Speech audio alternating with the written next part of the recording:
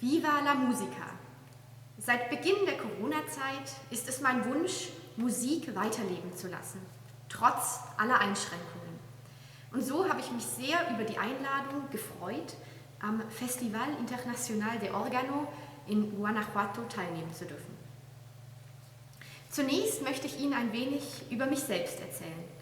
Mein Name ist Mirjam Letizia Haag und ich wohne in der Nähe von Stuttgart, wo ich derzeit im Master Musik und Mathematik studiere.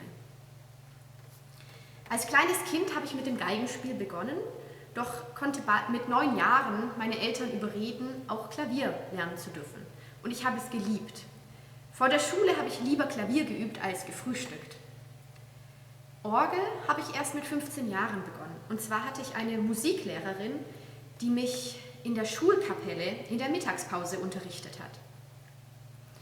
Besonders fasziniert mich die Orgelimprovisation, denn hier kann man selber Musik kreieren, mit Klängen experimentieren und der Fantasie sind keine Grenzen gesetzt. In der Improvisation sehe ich auch eine Verbindung zwischen Musik und Mathematik, meiner zweiten großen Leidenschaft. Nach dem Abitur habe ich mich dazu entschlossen, Kirchenmusik und parallel dazu Mathematik zu studieren, was mir einen sehr abwechslungsreichen und herausfordernden Studienalltag geschenkt hat. Seit April 2020 bin ich neben meinem Studium als Kirchenmusikerin in Rommelshausen an der Mauritiuskirche tätig. Und hier werde ich heute den ersten und zweiten Teil meines Konzertes für Sie spielen. Im Zentrum des Konzertes wird heute die musikalische Form der Fantasie und Fuge stehen. Ich möchte zeigen, wie diese musikalische Form durch die Epochen hindurch weiterlebte und neu interpretiert wurde. Zunächst werde ich die Fantasie und Fuge in G-Moll von Johann Sebastian Bach spielen. Bachs Fantasie präsentiert 2 kontrastierende Charaktere.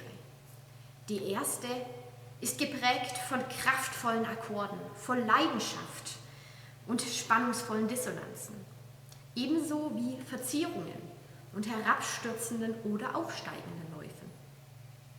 Dieser zugleich brillante und dramatische Charakter wird zweimal von einem zarten und ruhigen Saitenthema unterbrochen.